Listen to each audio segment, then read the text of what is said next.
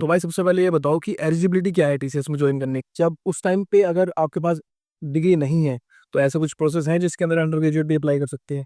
Under graduate के लिए हमारी कंपनी है, उसको कांटेक्ट करेंगे, उस पर टिकट रेस करेंगे कि हमारे कस्टमर को ये दिक्कत है। And thank you so much Ankit भाई इन्फॉर्मेशन देने के लिए। इस वीडियो से बहुत लोगों की हेल्प होगी and this is like evergreen video है। या कोई भी सर्च मारेगा कल को कि यार what is TCS. So hello guys, welcome back to my YouTube channel. क्या हाल है?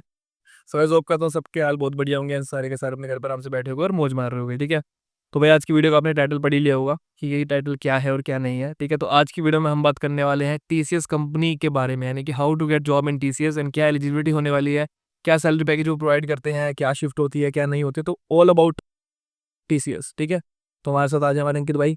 हेलो भाई, कैसे हो? बड़े भाई आप बताओ कैसे हो? बट भाई अभी अभी बहुत सारे working in extension together and ये मेरे कलीग हैं, बहुत प्यारे हैं, बहुत अच्छे बंदे हैं। ठीक है ना, तो जब से मतलब साथ में जब से ट्रेनिंग स्टार्ट हुई है हमारी, ठीक है, तो इनके साथ एक अलग बॉन्ड है एंड बहुत बढ़िया बंदे हैं। तो इन्होंने काम कर रखा है टीसीएस में। ठीक है, तो हम जो इन्फॉर्मेशन आपको देंगे, आज अंकित भाई इन्फॉर्मेशन देने वाले हैं। इनसे मैं कुछ सवाल पूछूंगा, वो सवाल पूछूंगा जो आप लोग पूछते हैं मुझसे। ठीक है ना, इस ये मतलब कमेंट्स में मैंने बहुत बार देखा है कि यार टीसीएस के लिए वीडियो बनाओ, टीसीएस ज्वाइन कैसे करते हैं, टीसीएस में काम क्या होता है। ठीक है, तो मेरे को अंकित भाई मिल गए यानी इन्होंने अभी जस्ट लास्ट जो इनकी कंपनी थी वो टीसीएस ही थी। ठीक है ना, तो इन्होंने टीसीएस में काम करा हुआ है, तो इनसे इनका एक्सपीरियंस पूछते हैं एंड सारी चीज़ें पूछेंगे। ठीक है, इसके अलावा कोई भी आपको डाउट रहता है वीडियो के एंड में तो आप कमेंट डाउन कर देना, और भाई की मैं इंस्टाग्राम आईडी डाल दूंगा, यूट्यूब का लिंक भी डाल दूंगा। ठीक है, तो भाई साहब को कॉन्टैक्ट करना हो, अगर पूछना हो टीसीएस के बारे में तो आप पूछ सकते हो। ठीक है अंकित भाई? बिल्कुल बिल्कुल, है ना? बिल्कुल। तो भाई सबसे पहले ये बताओ कि एलिजिबिलिटी क्या है टीसीएस में ज्वाइन करने की, मतलब 12th पास होती है, ग्रेजुएट, अंडर ग्रेजुएट, क्या है सीन? मेन एलिजिबिलिटी वो तो डिपेंड करती है कि किस प्रोसेस में आप जा रहे हैं। बट बेसिकली वो मांगते हैं ग्रेजुएशन ही, ग्रेजुएशन मैंडेटरी होती है मोस्ट ऑफ द प्रोसेस के अंदर। प्लस वो फ्रेशर्स को हायर नहीं करते, बट आजकल कुछ प्रोसेस में हायर करने लग गए हैं फ्रॉम आई थिंक 1 ईयर। तो आप फ्रेशर्स अप्लाई कर सकते हैं, लेकिन ग्रेजुएशन मैंडेटरी है उसके अंदर के बाद। तो ऐसे कुछ प्रोसेस हैं जिसके अंदर अंडर ग्रेजुएट भी अप्लाई कर सकते हैं। अंडर ग्रेजुएट के लिए अभी नहीं है वहाँ पे, ओनली ग्रेजुएशन के लिए मैंडेटरी है उसके अंदर। तो टीसीएस के साइड सारे प्रोजेक्ट्स के अंदर ग्रेजुएशन मैंडेटरी होती है। Alright, got it got it. तो आप जब आपने ज्वाइन किया था टीसीएस, तो आपकी क्वालिफिकेशन आपकी क्या थी? जब मैंने टीसीएस ज्वाइन किया था तो मेरे पास 1 साल का एक्सपीरियंस था और मैं अंडर ग्रेजुएट था, लेकिन इंटरव्यू से जस्ट 15 दिन पहले मेरी ग्रेजुएशन कंप्लीट हो गई थी। तो उस टाइम पे फिर मैंने अप्लाई किया हूँ कि उनका इंटरव्यू वगैरह दिया। तो फिर जब उस टाइम पे अगर आपके पास डिग्री नहीं है तो आप जाके यूनिवर्सिटी में जाके एक पेपर पे लिखवा सकते हैं, जो कि वो डिग्री मानी जाती है एक तरीके से, तो वो उनको प्रूफ दे सकते हैं। But with in a year आपको अपनी जो रियल डिग्री है वो उनको सबमिट करनी जरूरी होती है। ठीक है, तो आपने वहाँ कितना टाइम काम करा? मैंने वहाँ पे ऑलमोस्ट 4 साल काम किया वहाँ पे, 2021 से लेकर 2025। ठीक है, तो आपने जब ज्वाइन करा तो राउंड्स क्या क्या हुआ, उसके अंदर कितने राउंड्स हुए थे? बेसिकली जो 3 राउंड हुए थे। पहला तो जो वर्सन होता है हमारा, तो और वहाँ भी वर्सन हुआ था। आपकी जॉब प्रोफाइल क्या थी वहाँ पे? वहाँ पे मैं था टेक्निकल एडवाइज़र, काइंड ऑफ कि बिजनेस टू बिजनेस प्रोजेक्ट था, कोई कस्टमर इंटरेक्शन वगैरह नहीं था। तो एक कंपनी के लिए हम काम करते थे जो कि एक ऑस्ट्रेलियन बेस्ड गवर्नमेंट कंपनी है, जो कि इंटरनेट प्रोवाइड करती है, या फिर कह सकते हैं कि मॉडर्न सर्विस प्रोवाइड करती है उन सबको। तो उस सिचुएशन में जब उन जैसे ही इंडिया के अंदर जियो और एयरटेल होते हैं, ऐसे वहाँ पे भी कंपनीज हैं, लेकिन वहाँ पे जो जियो एयरटेल है फॉर एग्जांपल, वो एक कंपनी से इंटरनेट लेती है, कुछ बैंडविड्थ लेती है जो वो अपने कस्टमर्स को प्रोवाइड करते हैं। तो वो जिस कंपनी से लेती है हम उसके लिए काम करते थे। अच्छा चलो, ये तो बढ़िया है। तो अब आपके राउंड्स कितने हुए इसके अंदर, आप ये बताओ टोटल राउंड्स कितने थे, लाइक एचआर वर्सेंट या फिर चैट राउंड क्या था? वो 3 राउंड से टोटल। चैट राउंड तो नहीं था शायद। एक राउंड था जिसके अंदर वो आपका जो आईक्यू टेस्ट करते हैं, जो भी टेस्ट वगैरह होते हैं, रीनिंग लाइक स्क्रीन टेस्ट होता है, एचआर जो एचआर नहीं, एचआर एक एचआर हो गया, और एक जो टेस्ट होता है एलिजिबिलिटी टेस्ट मान लीजिए, फिर आपके लॉजिकल थिंकिंग देखते हैं, है ना? तो बेसिकली आपका एक होता है पहले आपका, उसके बाद सेकंड आपका टेस्ट होता है जो एलिजिबिलिटी टेस्ट कह सकते हैं, या फिर उसको आपका आईक्यू टेस्ट कर सकते हैं। आपके जो रीजनिंग वगैरह क्वेश्चंस आता है उसके अंदर, वो आपको पास करना जरूरी होता है। उसके अंदर कितने सेक्शन होते हैं उस राउंड में आपके? उसके 4 होते हैं डिफरेंट डिफरेंट लेवल्स के। तो आपको हर लेवल का अलग अलग एलिजिबिलिटी होती है, पासिंग मार्क्स होते हैं। कोई एक आप मतलब अपने हिसाब से बता सकते हो, फॉर एग्जाम्पल किस तरह का क्वेश्चन आपने उसमें देखा था?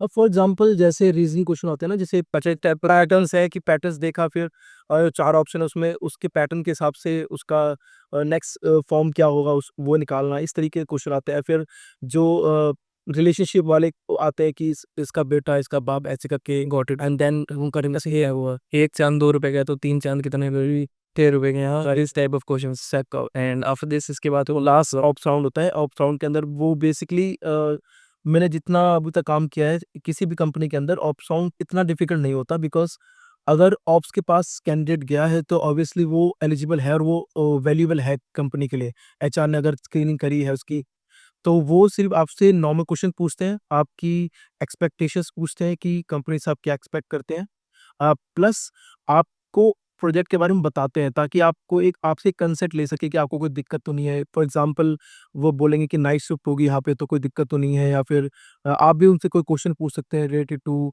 कैब सर्विस और एनीथिंग, तो वो मेन होता है। तो मतलब ये आपके 3 राउंड थे, पहला एचआर हो गया, देन आपका एक आईक्यू टेस्ट के लिए रीजनिंग वाला टेस्ट होता है जिसके अंदर कुछ ऐसे आपके क्वेश्चंस होते हैं लाइक जी के वी के हो गया, थोड़ा मैथ्स हो गई है ना, हल्की फुल्की। तो ये गाइस R1 RC में मेरा इस टाइप का ही टेस्ट हुआ था, जिसके अंदर हमारी राइटिंग मतलब राइटिंग स्किल्स देखी गई थी, इसके अलावा कुछ रीजनिंग से क्वेश्चन थे। तो ठीक है, ये अपना डन हो गया। इसके बाद फिर लास्ट में होता है ओप्स राउंड, ठीक है। तो ये 3 राउंड होने के बाद आपको ऑफर लेटर कितने टाइम बाद आया फिर? टीसीएस का थोड़ा सा उल्टा हिसाब है। तो वहाँ पे कैसे होता है कि फॉर एग्जांपल आपका इंटरव्यू क्लियर हो गया है। इंटरव्यू क्लियर होने का मतलब ये नहीं है कि आप सिलेक्ट हो गए हैं। डिफरेंस है दोनों में, सिलेक्शन में और इंटरव्यू क्लियर करने के लिए। तो वहाँ पे क्या होता है कि once you get selected from interview, आपका इंटरव्यू क्लियर हो चुका है, फिर आपको एक सेट ऑफ डॉक्यूमेंट्स आते हैं जो कि आपको सबमिट करने हैं, और वो बहुत ज़्यादा होते हैं, मतलब 5 फाइल होती हैं प्रॉपर, और बहुत लेंथी डॉक्यूमेंट होते हैं। बैकग्राउंड वेरिफिकेशन एंड और सारी चीज़ें होती हैं। और हो सकता है कि इंटरव्यू यहाँ तक पहुँचने के बाद भी आपका राउंड जो है मतलब आपको वो जलक ना करे ये जगह के आते हैं। बट अगर आप सेलेक्ट हो जाते हैं, जैसे कि आप हो गए थे, तो इस केस में ऑफर लेटर आपको कितने टाइम बाद आया? सारी आपने डॉक्यूमेंट्स वगैरह डॉक्यूमेंटेशन पूरी कर दी, फॉर्मेलिटीज पूरी कर दी, देन फिर कितने टाइम बाद आया ऑफर लेटर आपका? जैसे आपका जो डॉक्यूमेंट आपने आपको सबमिट का सबमिट करने के लिए वो आपने सबमिट किए, उसके बाद 1 महीने तक वो पूरा बैकग्राउंड वेरिफिकेशन करते हैं। बैकग्राउंड वेरिफिकेशन स्टार्ट होगी नहीं जब तक आपके डॉक्यूमेंट्स इनकम्प्लीट होंगे, वो प्रोसेस होगा ही नहीं, और विदिन अ मंथ आपको फिर ऑफर लेटर आता है। विद इन अ उसके मंथ। बाद तो आपने फिर ज्वाइन कर ली थी, मैंने बताया। तो वहाँ का चलो ये तो हमारा हो गया कि भाई मतलब कितने राउंड्स होते हैं, ठीक है, एंड कैसे क्या एलिजिबिलिटी होती है, ग्रेजुएशन मैंडेटरी है गाइस, ठीक है ना। और अब ये बताओ कि एक्सपीरियंस कैसा था, मतलब वहाँ का वर्क कल्चर है कैसा? वर्क कल्चर वहाँ पे थोड़ा रिलैक्स है, थोड़ा सा कह सकते हैं कि फ़ोन ले जा सकते हैं फ्लोर पे? हाँ, फ़ोन ले जा सकते हैं, ईयरफ़ोन्स ले जा सकते हैं, गाने सुनो, कुछ भी करो, लेकिन वही है कि depends on project to project. मेरे प्रोजेक्ट में एटलीस्ट ये था कि एक पिक, जैसे यहाँ पे एक की चाहिए होती है एक्सेस करने के लिए, तो वहाँ पे भी एक पिन चाहिए होता था जो कि हमारे फ़ोन में जनरेट होता था। तो उसकी वजह से हमें अलाउड नॉट अलाउड। फ़ोन ले जाना वहाँ पे। बट वैसे मना करते होंगे, बट लोग उसमें चला लेते हैं। हवा चला ले, हाँ, ठीक है, चलो ठीक है। और शिफ्ट की बात करें तो शिफ्ट कैसी थी, रोटेशनल थी या फिक्स शिफ्ट शिफ्ट मिलती थी हमें? रोटेशनल होती है, और डिपेंड्स ऑन द प्रोजेक्ट। मेरा प्रोजेक्ट ऑस्ट्रेलियन था तो ऑस्ट्रेलियन के हिसाब से होता है।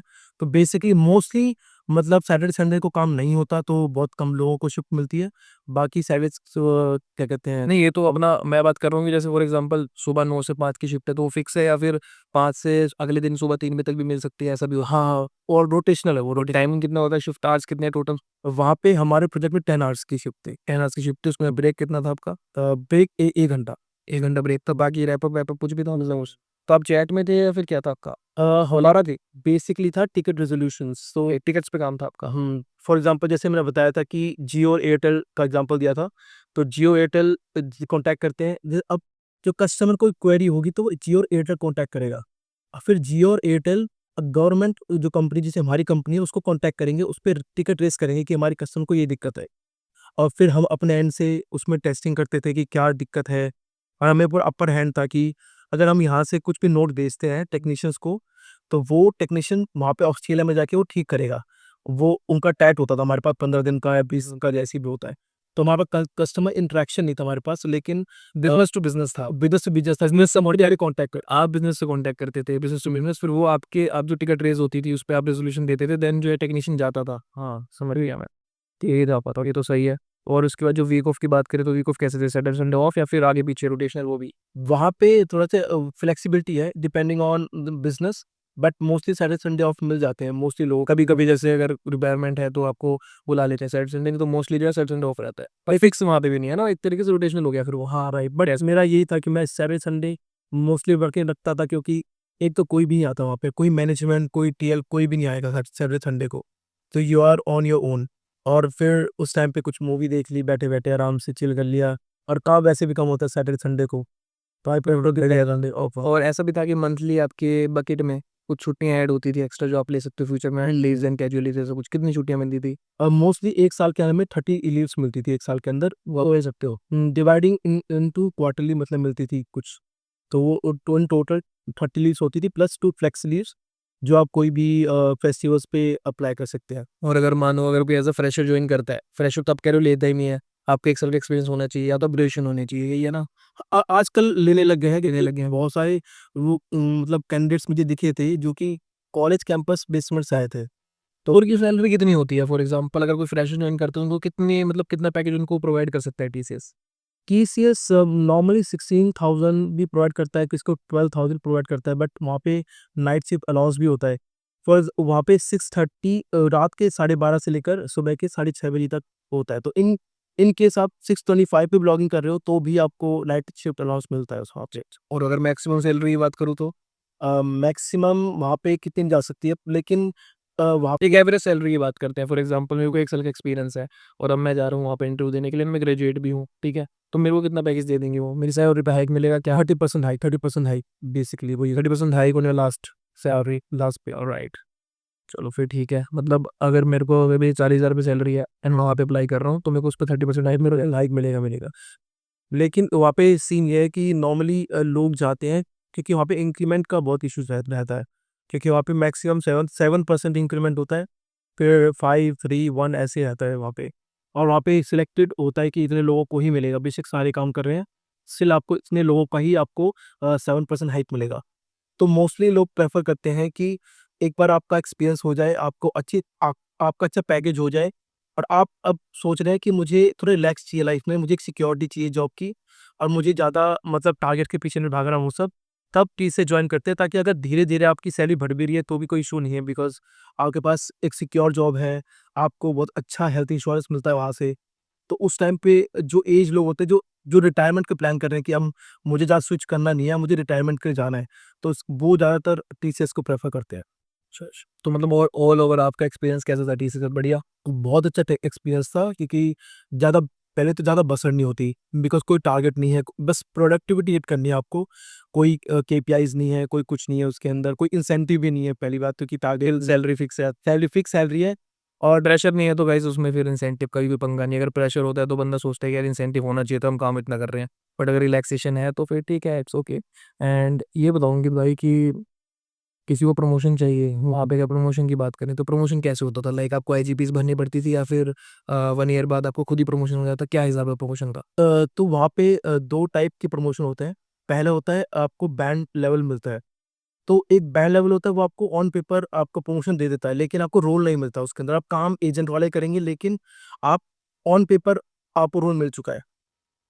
फॉर एग्ज़ाम्पल जैसे आप लेवल 1 पे हैं, फिर आप नॉर्मल एजेंट हैं। लेवल 2 पे जाते हैं तो आप एक तरह से एसएमए बन जाते हैं। लेकिन अगर एसएमए की पोजीशन ही नहीं है, तो फिर आपको रोल नहीं मिलेगा। लेकिन वो रूल है कि 3 साल के बाद आपको बैंड का प्रमोशन देना ही पड़ेगा। ओके ओके, तो आप उसी सेम रोल पे रहेंगे लेकिन आपका जो है सैलरी या फिर इंक्रीमेंट है वो बैंड आपका बढ़ जाएगा। बैंड बढ़ेगा, सॉरी ऑन पेपर बढ़ जाएगा। ऑन पेपर जैसे बहुत सारे लोग थे जो ऑन पेपर लेवल 3 हो गए थे, तो वो थे तो टीएल। जैसे एक एक प्रोजेक्ट है जिसके अंदर एक टीम के अंदर 7 टीएल बैठे हैं, लेकिन रोल ही नहीं है, but level 3 is considered as a TL. तो ऑन पेपर अगर आप नहीं और अप्लाई करोगे तो आप टीएल ही कंसिडर होगे, लेकिन आपने कहा आप एजेंट वाला ही करा आपने अपना पूरा टेन्योर। राइट, अच्छा ये बताओ जैसे किसी को अप्लाई करना है उसके अंदर तो वो कैसे करे? ऑनलाइन वेबसाइट के थ्रू करे या वॉक इन भी चलते हैं, और क्या है वॉक इन का हिसाब कुछ? जो उनकी एक वेबसाइट होती है लॉगिन पोर्टल के नाम से, तो आप उस पे अप्लाई कर सकते हैं। अपनी प्रोफाइल बनाइए, और अपनी प्रोफाइल बनाने के बाद वो लोग आपको अप्रोच करते हैं। बट बेसिकली अगर फास्टर चाहिए तो आप कोई कंसल्टेंसी से अप्रोच कीजिए जो कि आपको हेल्प कर सके। लेकिन रेफरेंस मिल जाए तो और बढ़िया है। हाँ हाँ राइट, बट मेक श्योर कि जो हायरिंग हो रही है तो आप उसका फ़ायदा उठाएं, बिकॉज टीसीएस जल्दी से हायर नहीं करता है। और एक मतलब अगर आपके रिज्यूम पे टीसीएस आ गया तो बढ़िया, तो बहुत ज़्यादा वैल्यू बनती है उसकी। अच्छा, आपने सोचा है अभी दोबारा कभी ज्वाइन करना है टीसीएस, और अभी आगे जाते जाने जो छोड़ दिया छोड़ दिया? टीसीएस एक्चुअली रिहायर नहीं करता है, ये एक फीडबैक है।